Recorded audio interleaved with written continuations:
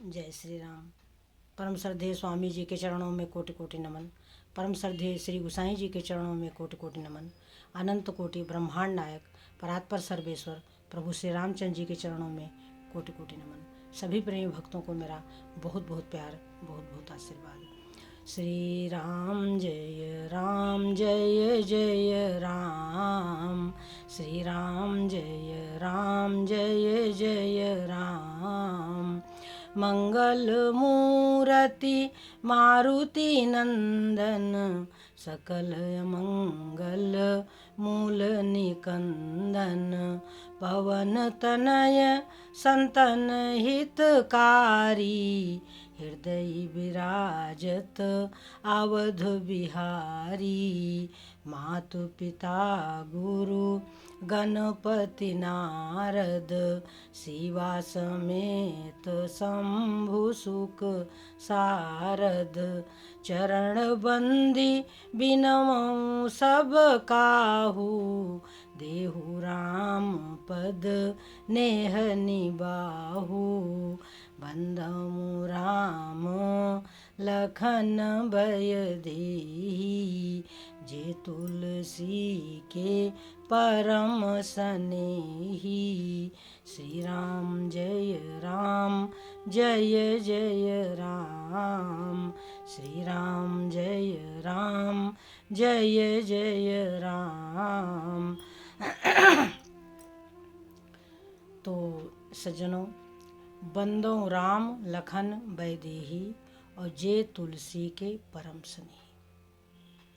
श्री गुसाई जी वंदना करते हैं सबकी, और प्रभु श्री रामचंद्र जी के चरणों की वंदना करते हैं कि जो कि जे तुलसी के परम स्नेही, मतलब तुलसीदास जी प्रभु श्री रामचंद्र जी के चरणों से अत्यधिक प्रेम करते हैं। बल्कि ये कहो कि जो कुछ हैं राम वो तुलसी के ही हैं। तुलसीदास जी का ऐसा कहना है। सज्जनों, हम लोग भी ऐसा लगता है कि बस प्रभु हमारे हैं, जबकि प्रभु सबके हैं, प्रभु सबके हैं, परंतु हमें ऐसा लगता है कि प्रभु की हमारे ऊपर बहुत अधिक कृपा है। ऐसे तुलसीदास जी का कहना है कि बंदो राम लखन बैदेही, जे तुलसी के परम स्नेही, जे तुलसी के परम स्नेही। तो सज्जनों, जिस समय माता सती ने अपने पिता के यहाँ जा करके और आत्मग्लानि से दुखित होकर के उन्होंने अपने प्राणों को त्याग दिया सज्जनों, परंतु शरीर त्यागते समय माता सती ने क्या मांगा कि सती मरत हरिसन बर मांगा, जन्म जन्म शिव पद अनुरागा। सती मरत हरिसन बर मांगा, जन्म जन्म शिव पद अनुरागा। मतलब हर जन्म में माता सती ने ये मांगा कि हर जन्म में हमको शंकर भगवान ही पति रूप में प्राप्त हों। तो जिस कारण से वह पर्वत राज हिमालय के यहाँ जा कर के जन्म लिया माता पार्वती ने। सती ने माता पार्वती के रूप में सज्जनों जन्म लिया। अब जब जन्म ले लिया सज्जनों, तो जहाँ माता पार्वती का जन्म होगा वहाँ पर सारी रिद्धियाँ सिद्धियाँ सुख संपदा सब पहुँच गई सज्जनों, क्योंकि जगदम्बा जहाँ उतरी, जहाँ पर जगदम्बा का अवतरण हुआ है वहाँ फिर तो रिद्धियाँ सिद्धियाँ जाएंगी ही सज्जनों। तो अब ये जो समाचार था माता सती के शरीर त्यागने का और पार्वती के रूप में प्रकट होने का, यह नारद जी को समाचार मिला। तो कौतुक से ही वह कहाँ पहुँच गए, पर्वतराज हिमालय के। कौतुक ही गिर गए सिधाई। अब वहाँ पर क्या हुआ सज्जनों कि शैल राज बड़ आदर कीन्हा, पर्वतराज हिमालय ने उनका बड़ा सम्मान किया, चरण धोया, उत्तम आसन पर उनको विराजमान किया और उनके चरण के जल से सारे अपने घर को सज्जनों सिंचित किया और बुलाया माता पार्वती जी को और उनका कहा कि प्रणाम कराया नारद जी के चरणों में और कहा कि गुरुदेव यानी नारद जी को कहा कि आप त्रिकालज्ञ हैं, आप सब कुछ जानने वाले हैं, तो आप इसके हाथ में हस्तरेखा दे करके बताओ कि क्या लिखा है इसके भाग में। तो हंस करके नारद जी बोले, कहा मुनि बिहसी गूढ़ मृदु बानी। बड़ी मीठी वाणी बोले नारद जी। क्या बोला कि कहा मुनि बिहसी गूढ़ मृदुबानी, और सुता तुम्हारी सकल गुण खानी। मुस्करा करके नारद जी बोले कि तुम्हारी जो पुत्री है वो सारे गुणों की खानी है, खानी। कहा मुनि बिहसी गूढ़ मृदुबानी, और सुता तुम्हारी सकल गुण खानी। और क्या कहा कि सुंदरी सहज सुशील सयानी। सुंदर है, सुशील है, स्वाभाविक सौंदर्य जिसे कहते हैं वो है इनमें। सुंदर सहज सुशील सयानी, बड़ी सयानी है, बड़ी सदाचारिणी है। और नाम उमा अंबिका भवानी। इनके नाम क्या है? उमा, अंबिका और भवानी इनके नाम हैं। माता पार्वती जी के लिए कहा। और इनकी सेवा से जीवों को दुर्लभ वस्तुएं प्राप्त हो जाएंगी। मतलब यही कर नाम सुमिर संसारा। इनका नाम स्मरण करके त्रिय चढ़ी है पतिव्रत असिधारा।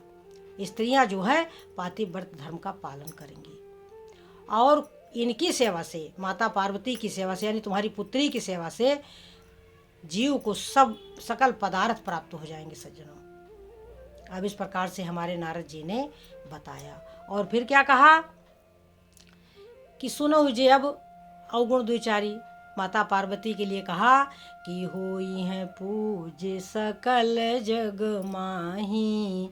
सारे विश्व में पूजी जाएंगी, सारे विश्व की पूजनिया होंगी। होई है पूज सकल जग माही, यही सेवत कछ दुर्लभ नहीं। इनकी सेवा से जीवों को सब कुछ प्राप्त हो जाएगा, मन वांछित फल प्राप्त हो जाएगा। और यही कर नाम सुमेर संसारा, त्रिय चढ़ी है पतिव्रत असिधारा सज्जनों। और यही ते जस उपई है पितु माता। पार्वती से माता पिता को यश प्राप्त होगा। तो सदा अचल यही कर अहिबाता, और यही ते जस उपई है पितु माता। तो इस तरीके से नारद जी ने कहा। और फिर क्या कहा कि शैल सुलक्षण सुता तुम्हारी। हे पर्वतराज, तुम्हारी जो कन्या है वो सुलक्षणा है, लेकिन 2-4 अवगुण है, वो भी सुन लो। क्या है? इसको पति कैसा मिलेगा? अगुणयमान मातु पितुहीना। उसमें कोई गुण नहीं होगा, मान सम्मान से रहित होगा। अगुण अमान, और इनके माता पिता भी नहीं होंगे। उदासीन होंगे, संसार से उदासीन होंगे। उनके मन में कोई संशय नहीं होगा। उदासीन सब संशय छीना। जोगी जटिल काम मन, नगन मंगल वेश। अवस स्वामी यही कह मिली हैं, परिहस्त असिरेख। ऐसी रेखा पड़ी है हाथ में कि जो है इनको पति इस प्रकार के मिलेंगे कि जोगी जटिल अकाम मन, नगन अमंगल वेश धारण करने वाले होंगे। अस स्वामी यही कह मिली, परिहस्त अश्री। ऐसी रेखा है पर्वतराज हिमालय तुम्हारी कन्या के हाथ में। अब तो पर्वतराज हिमालय बड़े दुखी हो गए सज्जनों कि ऐसी सुंदर सुशीला कन्या और पति इस प्रकार का मिलेगा। तो नारद जी ने कहा कि मैंने जो जो कहा है इसको तो ऐसा ही पति मिलेगा, ये बात तो सत्य है, परंतु मैंने जो जो वर के अवगुण बताए हैं ते सब में से उपहि अनुमाने, वो सब मैंने अनुमान लगा करके देखा है कि वो सारे अवगुण शंकर भगवान में हैं। तो जो विवाह शंकर सन होई, अगर विवाह शंकर भगवान के साथ होता है तो भाई दोष भी गुण बन जाएगा। अगर भगवान विष्णु शेषनाग की सैया पर सोते हैं तो उन्हें कोई गलत नहीं कहता। भानु कृषानु सर्वरस खाई, जो सूर्य देव हैं सारे रसों को भक्षण करते हैं, शुभ और अशुभ, परंतु उनको कोई अपवित्र नहीं कहता। और गंगा जी में शुभ और अशुभ सब बहता है, कोई अपवित्र नहीं कहता। शुभ अरु अशुभ सलिल सब बहाई, और सुर सरी को अपुनीत न कहई, कोई अपवित्र नहीं कहता। तो इसलिए अगर शंकर भगवान के साथ विवाह होता है तो फिर सब प्रकार से कल्याण ही कल्याण है। परंतु एक बात है कि बिना तपस्या के शंकर भगवान प्रसन्न नहीं होंगे। यह जो शंकर भगवान की प्राप्ति बिना तपस्या के नहीं प्राप्त होंगे। ऐसा हमारे शंकर नारद जी ने कहा कि देखो तपस्या करे जा करके, तुम्हारी पुत्री जो है जौ तप करे कुमार तुम्हारी, भावी मेट सकहीं त्रिपुरारी। शंकर भगवान में ऐसी शक्ति है कि वह हमारे मस्तक में जो बुरा लेख है उसको वो मेट सकते हैं। केवल शंकर भगवान में ये शक्ति है, भावी मेट सकहीं त्रिपुरारी। तो अब यह बात कहा नारद जी ने, पर्वतराज हिमालय से कहा कि अगर तपस्या करे तो सज्जनों, अब ये बात तो नारद कह ही दिए सज्जनों। हमारे उनके माता पिता तो बड़े दुखी हुए, परंतु माता पार्वती तो समझ गई दशा एक समुझब बिलगाना। बाहर से सबकी दशा एक जैसी होती है, परंतु भीतर से सबकी अलग अलग होती है। माता पार्वती तो प्रसन्न हो गई, वो तो जानती ही थी कि शंकर भगवान से ही उनका प्रेम था। उनको तो सब पता ही था, क्योंकि वह सर्वज्ञ हैं। माता जो पार्वती हैं वह सर्वज्ञ हैं। तो अब इसके बाद सज्जनों, माता पार्वती को आशीर्वाद दे करके नारद जी तो चले जाते हैं भगवान का गुणगान करते हुए। और यहाँ पर्वतराज हिमालय अपनी पत्नी से कहते हैं कि भाई अगर तुमको अपनी पुत्री से प्रेम है तो अब जो तुम्हें सुता परने हो तो जा करके ऐसी शिक्षा दो कि वो तपस्या करे। तो माता जाती तो हैं अपनी पार्वती के पास, परंतु उदास होकर बैठ जाती हैं। अपनी पुत्री की कोमलता को देखती हैं कि कितनी ये सुकुमारी हैं और वह कैसे तपस्या करेंगी शंकर भगवान की प्राप्ति के लिए।